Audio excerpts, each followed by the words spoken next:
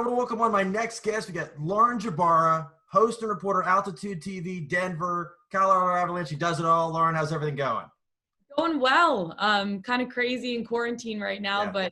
but keeping it together. Really excited. Some NHL news was announced. So we're playing, which is so exciting, especially right now, not having any sports. So pretty pumped about that. How have you been holding up? I've been doing well, waiting for sports to come back. It's not really much even bet on right now. Korean baseball comes on really late, so I've been trying to not watch that every night. So it's been interesting. So what kind of, how did hockey take the lead on this before everybody else? Yeah, well, last Tuesday, they said that Gary Bettman was going to make an announcement at about 4:30 p.m. Eastern time, 2:30 Mountain time. And we were excited. You know, we knew that there was talks going on about wanting to get back to play. The NHLPA really wanted to get back to play. I know that, the NHL was working really closely with the players from each team that were each giving opinions. And so I think that's so important to know what the players want as well as what the league wants. And so a lot of discussions were had, and then they finally came up with the results. So it's going to be pretty exciting. 24-team playoff. They can start within the next week or two, I think, training in small groups at their own facility. I think 6 players max on the ice, no coaches. But guys are able to get back on the ice, which is a huge thing. And then when they get into phase 3, that's going to be sometime the beginning of July. And that's going to be like a training camp for every team. So teams are actually allowed to practice together, which will be really cool. And then hopefully sometime phase 4 around the end of July, early August, we'll be able to get back to play 2 hub cities.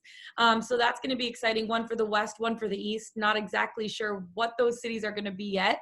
The NHL's narrowed it down to 10 cities. So we'll see what happens there. But there's going to be 12 teams in the East, 12 teams in the West.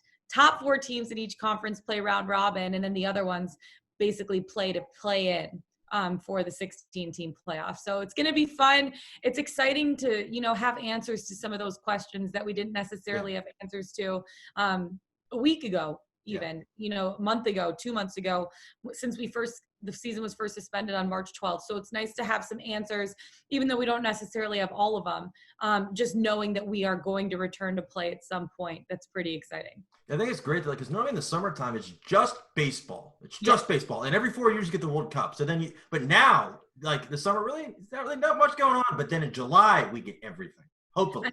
Yeah, it's going to be really exciting between MLB, if they can get that figured out. I know NBA is working really hard to try to come back to play. Now, NHL, we have the PGA coming back, NASCAR. It's going to be pretty exciting. And then hopefully MLS. I know that there's been news that they suspended or that they're going into a lockout. Then they're not going into lockout. They're returning to play. Players were allowed to practice together. Now they're not. And so we're waiting more news on that too. But hopefully we get all of our leagues back, all of our sports back, and start to feel some sense of normalcy amidst this crazy time. And then for the Avalanche guys, are most of them back now, or do they give them a date when they kind of want them back? As of right now, I don't really know. I know a lot of them are still back in their home countries. Since we don't necessarily know the specific date that players can come back and start skating again. Once we get that, which we probably will get in the next week or two, in terms of hub cities, when phase 2 is starting, and answers to those questions, then players will probably start to migrate back to Denver to have access to ice, because I know a lot of the guys in Europe do. But not necessarily in Canada or the US right now. So we're just waiting to kind of see, what's going to be the next step and what's going to happen next. But fingers crossed it happens sooner rather than later. And then based on the list of proposed cities to host the players, if you were to, which 2 stand out to you? Yeah, so it's crazy right now. If they choose one of the Canadian cities, everyone has to quarantine for 14 days once you go into Canada. So I wonder what they're going to do with that. Right now, I think one of the top picks is Las Vegas, just because they need to have ice to be able to host all of these teams and play maybe multiple games a day, as well as teams having to practice on top of that. So there has to be enough ice to be able to accommodate all 12 teams. In addition to that, enough hotels, enough resources. I don't know how much the teams are going to have to quarantine, but they're going to have to take, specific buses to and from facilities. They're going to have to get their meals delivered to be able to, stay safe and healthy from the pandemic. So it just depends on what cities can, accommodate all of those things. I also think Columbus is a really, really great city for that as well, just because pandemic wise their numbers are really low, and then on top of that they have the facilities to be able to host. And something that I thought was really cool was Edmonton. They almost were pitching their city like an Olympic village. Oh wow. Talking about having golf courses that are closed off to just the players, and then on top of that having movie theaters that are closed off to just the players.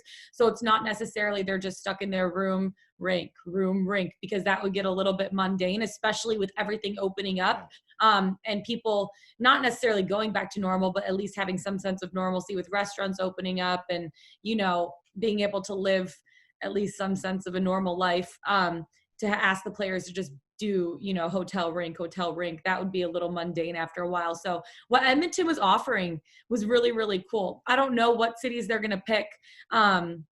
We'll see more of those answers come out in the next week or 2 weeks. But we'll see what the league, leads towards. They have 10 cities total. 7 of them are Western Conference cities and 3 of them are Eastern Conference cities.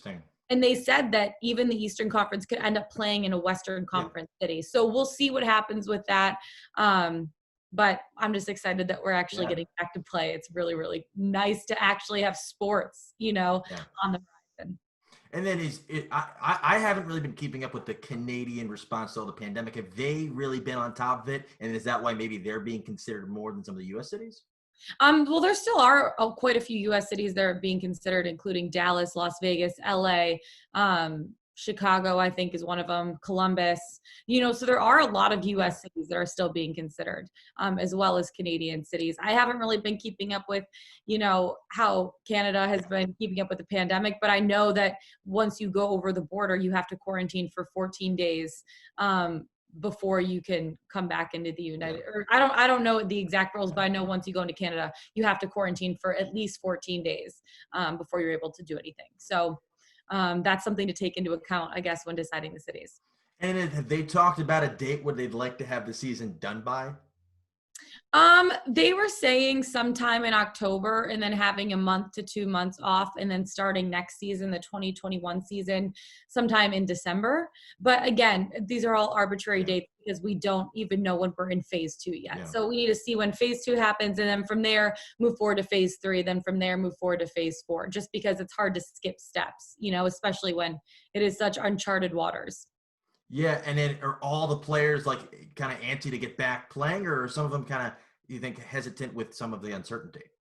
I think, for the most part, they're athletes. This is their job, right? So I think that they're all really excited to get back out there. And from a couple of the guys that are on the NHLPA and we're really putting in their opinions to get the season back, the consensus that they got from their teams, because they were kind of the spokesperson for their teams, was that the guys want to play. They want to get back on the ice. They want to compete for a Stanley Cup.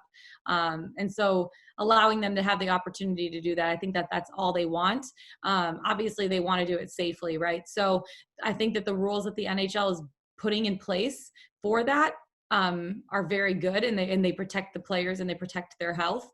And we'll just see, I guess, moving forward, if more rules come out of it or if less rules, because with this pandemic things are changing every single day, right? We could wake up tomorrow and its numbers have dropped, or we could wake up tomorrow and numbers have gone up. So I think it's just a very fluid situation that the NHL is trying to read.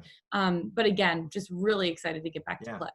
And have they said, since you said they're doing 2 hub cities, have they said anything so when the Stanley Cup final does start, since they're going to be converging, would there be a little bit of a gap? I don't know about the gap, but I know that they'll converge in either one of the 2 hub cities for the conference finals and the Stanley Cup final. And something also that was said is if the pandemic has gotten better by then, that the teams might be able to play the conference finals and Stanley Cup finals in their home cities. Oh, wow. That'd be incredible. Obviously with no fans, but being able to be, in your own home and in your home city where fans can support from afar. That would definitely make a huge difference and a huge impact for the home team, because right now, there's no home ice advantage. And how crazy is it playing playoff hockey with no fans? Playing any sport with no fans.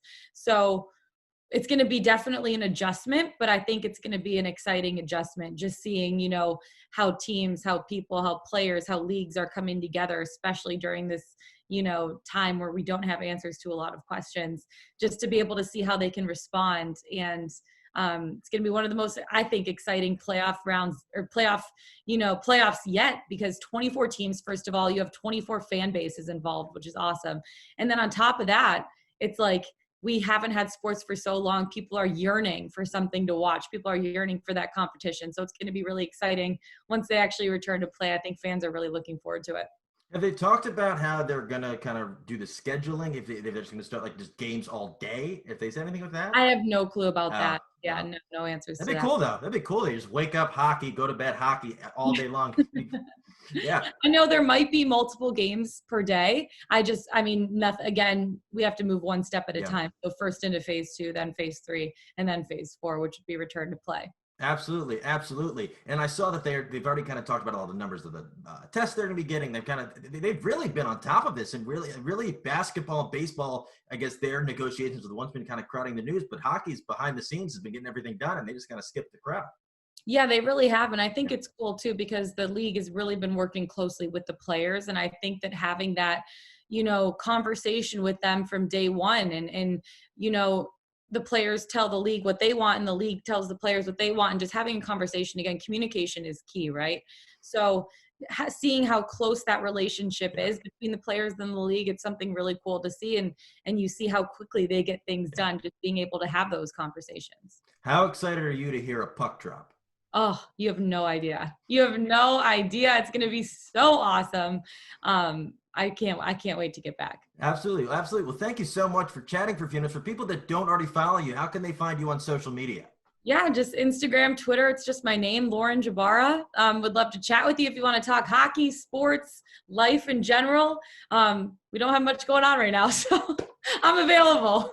Absolutely. Absolutely. Well, this has been awesome. Glad you're doing well. Stay safe out there. We'll talk soon. Thanks so much, Zach. Appreciate it. Appreciate it.